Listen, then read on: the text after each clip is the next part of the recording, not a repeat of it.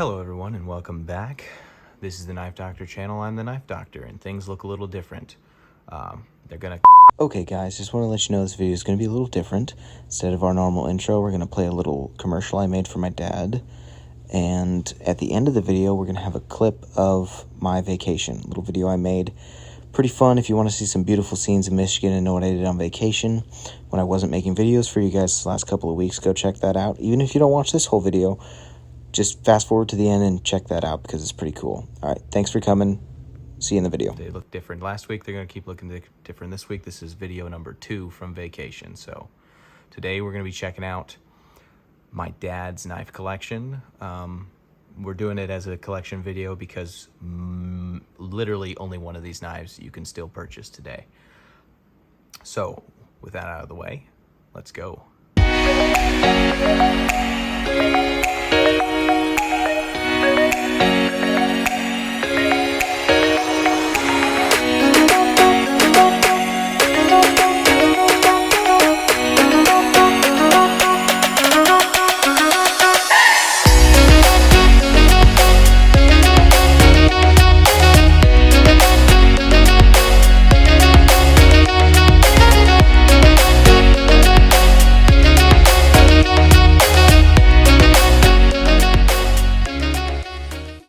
All right, first things first, I'm gonna crack open some Two-Hearted Ale, Bell's.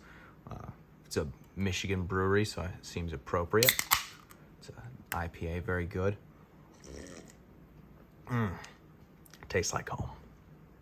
All right, so this is my dad's knife collection. I wanted to make this video for 2 reasons. 1, he's got a lot of really cool knives. 2, my dad's knife collection obviously is a big part of what got me into knives, and most of these knives have been in it since I was born. Some of them not quite that long, but most of them have been around as long as I can remember knives. So without further ado, let's get into the first one. I'm gonna get that out of the way. The coup de grace of my dad's knife collection, the knife that I have been trying to find ever since I became obsessed with knives. This is, all I know about it is that it is a Kershaw and it is a Bowie knife. That is one of the most gorgeous knives I've ever seen. So if you guys remember my Halo 13 video, I was trying to find a knife to be it barely fits on my mat. I was trying to find a knife to be a companion blade for my 1873 Piety revolver, to go with that motif, that look. And this is what I was looking for. This was what I wanted to have. I wanted this one specifically, but Dad won't let it go. So I couldn't have this one. Well, I looked for it on eBay. I looked for it everywhere. The closest I got to finding one of these was a smaller version, and I was going for too much money. So I honestly couldn't tell you how much this is worth. I know it's worth a couple hundred at least, probably somewhere between $300 and $500, because they are very hard to find. At least they're hard for me to find. If anyone knows more about this knife, I'd be very interested to hear about it. And if anybody has one that they're willing to part with for a reasonable sum, I would love to take it off your hands. But it is a beautiful knife. You can see the Kershaw marking there, made in USA. It says 1942 on this side in a very lovely little script that's kind of hard to see. Because this is not my office, I have to find unique lighting solutions. I don't know. If you guys can see it, cool. If you can't, I'm sorry. It's really hard to focus on it because it's very faint. But it says 1942 on that side. I don't know if that's... I know it's not a date. I know this knife is not that old. It could be an homage type of date, like based on something from 1942. But it's definitely not the manufacturing date. It could be a serial number, but I wouldn't think it would be. So I'm not entirely sure what it is. I also don't even know if it wasn't added after this knife was purchased. Although my dad bought this himself, so I doubt it. He doesn't remember doing it. But yeah, we got a a steel blade of some kind, because I don't know what it is. I've never been able to figure it out, but it's probably a 1075 or something. Very lovely mirror polish, brass guard and pommel, and a lovely wood grip in the middle. I'm not even entirely certain how this is constructed unless, oh, you know what? I think there's some pins here, some polished off pins. But yeah, beautiful knife. The grip is what really makes it. I mean, look at that grip. Just perfectly rest in your hand. But anyways, we got a lot of knives to get through, so I'm gonna go ahead and put this one away and get on to another knife in my dad's collection that's really cool. Now this one is the only one you can still buy to this day. This is a Buck 120. And this knife for me was important in my formative years because this was the knife we took hunting. Dad always took this hunting. This is his deer, we'll say processing, so we don't make anyone squeamish, knife. Aluminum fittings, some sort of, I believe it's plastic handle.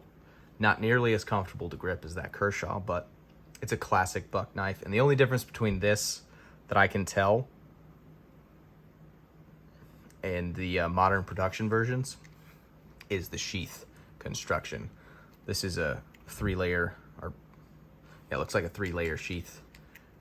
And the modern ones are a loop over, so they have a single stitch. But even this is carried over to this day. Sheath in less than good condition, we should say. Look at the little old buck labeling on there. Yeah, we'll get some close-ups on this. You can tell this knife has been used and abused. Buck 120 USA, nothing. So, just a classic buck knife.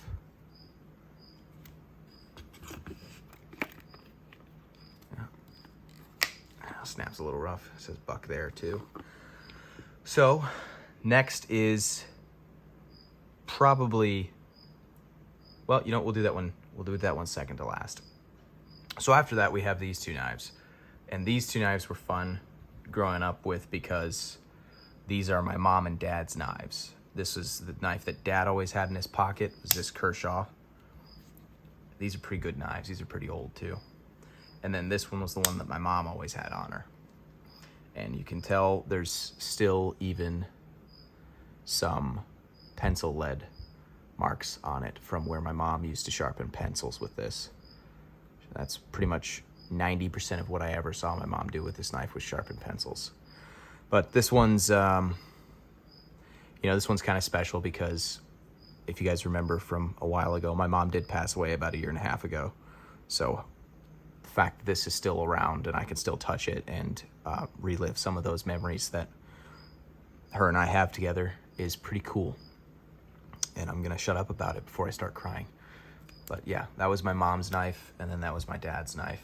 And they bought them together and carried them, or I think he bought this one and then bought her one too, because she kept stealing his. So they're pretty much the same, other than the blade shape and the handle color. These are a rubberized material. So those are neat. Next is just an old knife that my dad got from his grandfather. It was his grandfather's hunting knife. And it's just a Wildcat Skinner by Imperial. I don't even know if Imperial's around anymore. I don't believe they are. But if they are, someone let me know, because they're obviously not very popular anymore. Let's put it that way. This is kind of an interesting one. I wanted to show this one because of the way the patina's going into it. And it's got these brass liners, pin construction. It's probably a walnut handle. And I just think it's a really classic looking hunting knife. This is probably 30 years old or so. It's an old knife. And we'll do one more or two more, and then we'll do some honorable mentions, and I'll get to the king of the show. We'll do the honorable mentions real quick. Here we go. So this is one my dad actually asked me to show off in this video, I think, or he thought I should. This is a Schrade, an old Schrade, and it's one of the Schrades that's still made in the USA, and it's this collectible duck hunter edition That's pretty neat, I think. But I actually tried to pull this out of here earlier, and I don't know if I can do that without damaging this plastic. So this felt covered plastic. So I'm not going to do that, but there it is. It's never been used, and yet somehow has a little dot of rust in there. But that is a Schrade Duck Hunter. And this one is a limited edition Kershaw with a little duck dog on it, bone handle, and that's got a picture on it. That's pretty neat. It's got the artist name on there, I believe. Just a little simple limited edition Kershaw. Pretty neat. Comes with a piece of leather that says Kershaw on it. No idea what that's about. What's this back here? Filtzy. Yeah, that's old. Look at that. That's what the heck is that? Metal polish for your new Kershaw knife. That's wild. If you guys want to pause and read that, that's pretty interesting. How old is this? Wild. Okay. I'm going to put that back under this little flap of leather and put this one away because we're trying to keep this brief so I can get on to the next blade. There we go. All right. Third to last. This one was always fascinating to me. It's the Bullseye. This is actually an old throwing knife that my dad's had in his collection for a long time. Made in Edgemark, or made by Edgemark, I think, in Slogan. I don't know. I'm not German. Germany. I believe that's a model number. I would not at all suspect that this is a serialized run, but just an interesting little old-timey throwing knife. I believe these would have been designed to be thrown by the handle. Pretty cool. I like it. All right, second to last, and this is probably the coolest one right here, is an old Kershaw diving knife. This thing is sick. This is another one that I've been trying to get my hands on since I was a kid. Again, Dad won't part with it. However, I've been trying to find one of these on eBay too, and I just can't. I just can't seem to find one. But this is a beautiful knife. And you know, we're gonna drop the beautiful for a second. This thing's freaking cool. This thing is aggressive looking. It's stabby looking.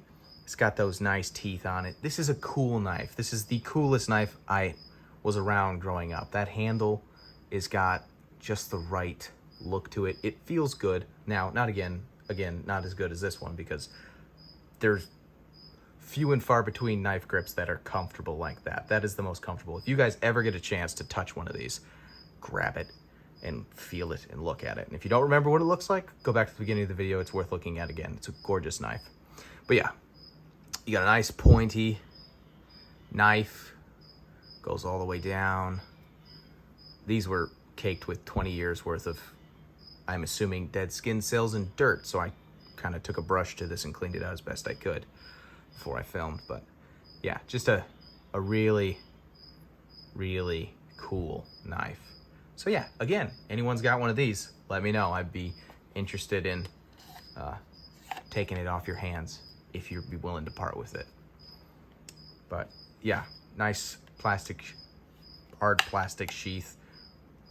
Pretty common for dive knives. It actually has a little water drainage hole right there.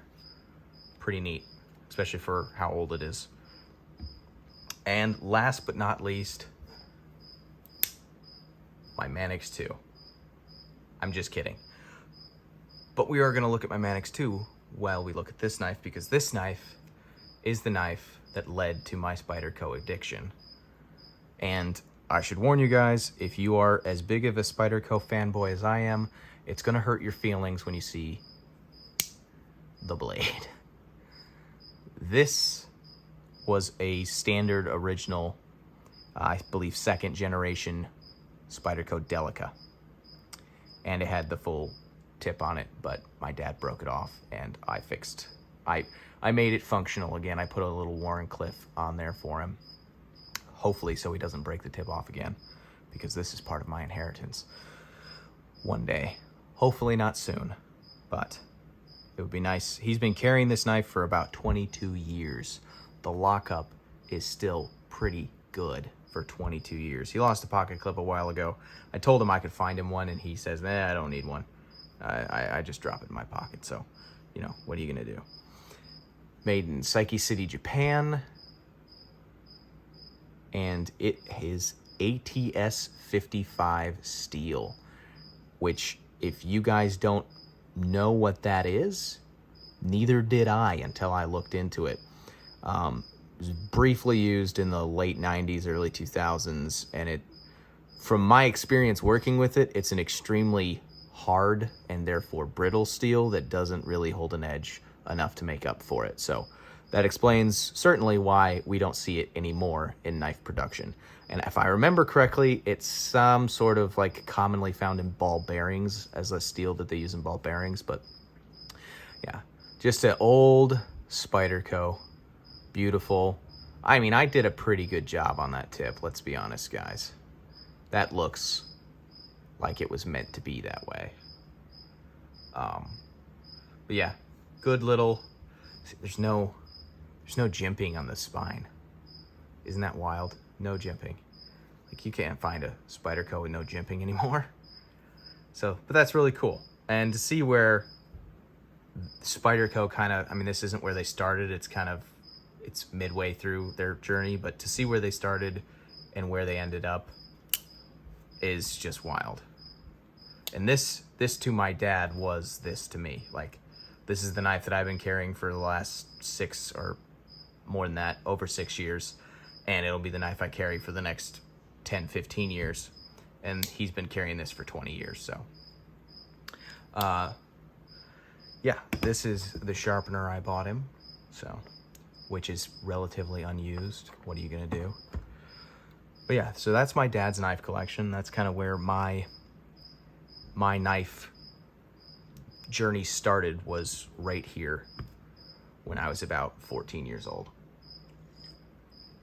Now, fun little tidbit we're gonna throw in here right at the end, because I can and I run the show.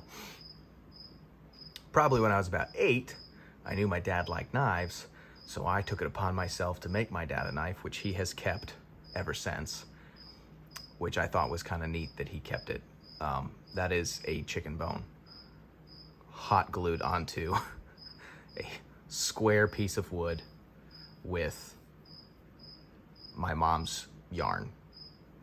So that was the first knife I ever made, and it won't be the last, but I'll be making them differently.